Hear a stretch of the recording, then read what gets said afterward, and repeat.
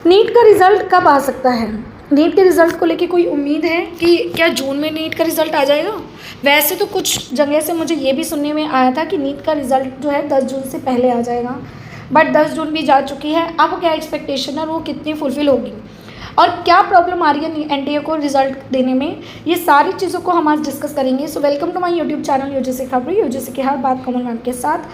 हमारे इस चैनल पे आपको मेडिकल की सीरीज स्टार्ट मिलेगी, जिसमें आपको मेडिकल में क्या क्या ऑप्शंस हो सकते हैं, आपको इंडिया से करना चाहिए, आउट ऑफ इंडिया से करना चाहिए, क्या क्या क्या कोर्सेज एक्सपेक्टेड है, उन सभी चीज़ों को लेकर आपको काउंसलिंग मिलेगी। तो आप हमसे कनेक्ट करना मत भूलिएगा, चैनल को सब्सक्राइब कर दो, बेल आइकन को क्लिक कर दो ताकि न्यू वीडियो आपसे मिस ना हो जाए और फिर कहीं ना कहीं कुछ ना कुछ गलत ना हो जाए। सो देखो, आज के वीडियो में हम देखेंगे कि नीट का रिज़ल्ट हो क्यों रहा है चेंज। ये सुन के तो आपको बहुत हैरानी होगी कि नीट यूजी के 75 स्टूडेंट्स का रिज़ल्ट रोका और बाकी कैंडिडेट्स का रिज़ल्ट 14 जून को आ जा सकता है। मामले की आखिरी सुनवाई 26 जून तक है। इन चीज़ों में, इस पूरी वीडियो में ना आपको 3 कॉन्सेप्ट देखने को मिलेंगे, 3 अलग अलग बात बोल रखी हैं। पहली बात बोल रखी है कि नीट के बच्चों का जो रिज़ल्ट है उसमें से 75 स्टूडेंट्स का रिज़ल्ट रोका जाएगा। ये 75 स्टूडेंट्स कौन से रहेंगे, पहला तो ये पॉइंट है। सेकंड, जो पेंडिंग स्टूडेंट है उनका रिज़ल्ट एक्सपेक्टेड है कि 14 जून तक आ जाएगा। वीडियो के स्टार्टिंग में बता दिया ताकि ज़्यादा वीडियो पे एक्सटेंड उन्हीं बच्चों को रखना पड़े जिनको लगता है कि हमारा रिज़ल्ट रुक सकता है। मामले की आखिरी सुनवाई 26 जून तक होगी या 26 जून के बाद होगी। ये है क्या? तो ये जो आपने देखा था एमपी इंदौर का मामला था, उसमें हाई कोर्ट की तरफ से 9 जून को एक सुनवाई हुई थी। 23 घंटे पहले की ये न्यूज़ है, मतलब आपको आज की ही न्यूज़ मिल रही है। नीट यूजी एग्ज़ाम को लेकर एमपी हाई कोर्ट की इंदौर बेंच में दायर 94 जो एप्लीकेंट्स थे, सोमवार को सुनवाई हुई। इंदौर के सेंटर्स पर परीक्षा देने वाले 75 कैंडिडेट्स ने जो शिकायत की थी कि 4 मई को आंधी तूफान और बिजली जाने की वजह से उनका पेपर बिगड़ गया था, तो उन 75 कैंडिडेट्स के लिए हाई कोर्ट ने ये कहा है कि एनटीए उनके रिज़ल्ट को छोड़ के और सभी बच्चों का रिज़ल्ट दे दे। देखो, इसका मतलब कहीं ना कहीं बच्चों को ये लगता है कि हमने एक एप्लीकेशन दाखिल की है, उसका भी हर्जाना हमें ही भुगतना पड़ रहा है। मतलब हमारा ही रिज़ल्ट क्यों रोका जा रहा है और बच्चों का रिज़ल्ट क्यों नहीं रोका जा रहा। तो ये गलत चीज़ है। कहीं ना कहीं सबका ही एक साथ ही रिज़ल्ट निकलना चाहिए था। बाकी सभी का रिज़ल्ट तय शेड्यूल के अकॉर्डिंग जारी हो सकता है, लेकिन अभी इस पर कोई कन्फर्मेशन नहीं है। कहीं ना कहीं ये बच्चे इस पर ऑब्जेक्शन उठाएंगे कि नहीं, अभी रिज़ल्ट निकलेगा, सबका साथ निकलेगा, अदरवाइज़ नहीं निकलेगा। ऑब्जेक्शन उठा सकते हैं, ये मैं प्रोबेबिलिटी कह रही हूँ।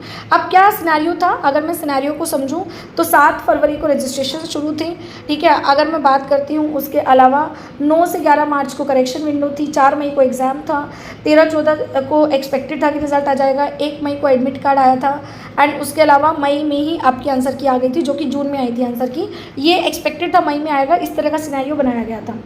26 जून के बाद अंतिम सुनवाई होगी, उसके बाद पता चलेगा कि 75 स्टूडेंट्स का रिज़ल्ट जो है वो जारी होने से मेरिट लिस्ट में कोई बदलाव भी होगा कि नहीं होगा, लेकिन ये पूरी एक प्रोबेबिलिटी दिखा रहा है। मतलब देखो, अल्टीमेटली एक कंक्लूजन में मैं बात करूँ, 75 स्टूडेंट जिन्होंने की कंप्लेन की थी, उन स्टूडेंट्स का रिज़ल्ट रोका जा रहा है। अब ऐसा हो सकता है उनमें से कोई टॉपर भी हो सकता है, उनमें से किसी के अच्छे मार्क्स भी हो सकते हैं। उसके अकॉर्डिंग अगर मेरिट लिस्ट बन जाती है उससे पहले, 26 जून से पहले अगर मेरिट लिस्ट बन जाएगी, वो तो बनेगी ही, तो उसमें चेंजेस होने की भी प्रोबेबिलिटी है, पर वो चेंजेस उतने ज़्यादा नहीं होंगे, ठीक है। क्या था पूरा मामला, ये मैंने पहले भी बताया था कि जो ये कैंडिडेट थे, इनके एग्ज़ाम सेंटर पे लाइट चली गई थी, जिसकी वजह से इनको क्वेश्चन पढ़ने में दिक्कत आ रही थी, वो क्वेश्चन भी नहीं पढ़ पा रहे थे। कोई बैकअप नहीं था, कोई भी, सिर्फ उन्होंने थोड़ी सी मोमबत्ती चलाई, कोई भी बैकअप इसके अलावा नहीं था, ठीक है। और मोमबत्ती से तो आपको पता ही है क्या ही होता है और क्या नहीं होता है। तो अल्टीमेटली ये जो पूरा मामला था, ये मामला अब हाई कोर्ट तक गया हुआ है। अब ये जो था 9 सेंटर पे, इंदौर में 9 सेंटर से 27,000 बच्चों ने एग्ज़ाम दिया था, जिनके भविष्य को लेकर अभी भी प्रॉब्लम है, डाइसी सिचुएशन में है कि उनका क्या होगा। 4 मई को ये जो स्टूडेंट थे बहुत हताश होते हुए निकले। एक छात्र बल्कि उन्होंने ये भी कहा, प्रभु पांडा ने, पिछले साल मुझे MBBS मिल रहा था, लेकिन मैंने सोचा कि 1 साल और तैयारी करता हूँ ताकि एम्स मिल जाए, मेरा तो फ्यूचर ही बर्बाद हो गया। मतलब ऐसे बच्चों के लिए कहीं ना कहीं हमें ये लगता है कि जब उनको जो चीज़ मिल रही होती है ना, आपको वो चीज़ ले लेनी चाहिए, क्योंकि नेक्स्ट ईयर में आपको किस तरह की प्रॉब्लम फेस करनी पड़ी है कोई नहीं जानता।